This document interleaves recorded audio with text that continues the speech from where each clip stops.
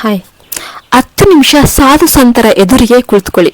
ನಿಮ್ಮ ಸಂಪತ್ತನ್ನೆಲ್ಲ ಕೂಡ ದಾನ ಮಾಡಬೇಕು ಅಂತ ಅನಿಸುತ್ತೆ. 10 ನಿಮಿಷ ರಾಜಕಾರಣಿಗಳ ಎದುರಿಗೆ ಕೂತ್ಕೊಳ್ಳಿ.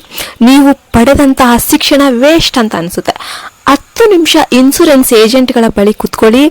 ಬದುಕಿರೋದಕ್ಕಿಂತ ಸತ್ತಿದ್ರೆ ಚೆನ್ನಾಗಿರ್ತಿತ್ತಲ್ಲ ಅನಿಸುತ್ತೆ. ಇನ್ನು 10 ನಿಮಿಷ ವ್ಯಾಪಾರಿಗಳ ಬಳಿಗೆ ನೀವು ಹೋಗಿ ಕೂತ್ಕೊಳ್ಳಿ. ನೀವು ಗಳಿಸಿರೋ ಸಂಪತ್ತು ಕವಡೆ ಕಿಮ್ಮತ್ತು ಅನಿಸುತ್ತೆ.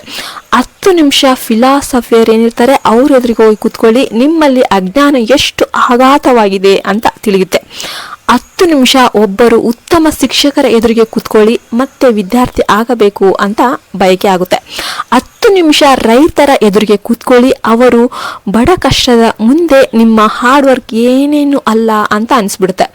10 ನಿಮಿಷ ಸೈನಿಕರ ಎದುರಿಗೆ ಕೂತ್ಕೊಳ್ಳಿ. ನೀವು ಮಾಡ್ತಾ ಇರೋ ಸೇವೆ, ಸಮರ್ಪಣೆ, ತ್ಯಾಗ ಅವ್ರ ಮುಂದೆ ಏನೂ ಅಲ್ಲ ಅಂತ ಅನಿಸುತ್ತೆ.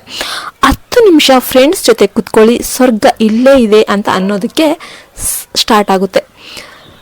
ಯಾರ ಜೊತೆ 10 ನಿಮಿಷ ನೀವು ಮಾತಾಡಿದರೆ ನಿಮಗೆ ಖುಷಿ ಆಗುತ್ತೋ ಅವರ ಜೊತೆ ಈ ರೀಲನ್ನು ಶೇರ್ ಮಾಡಿ.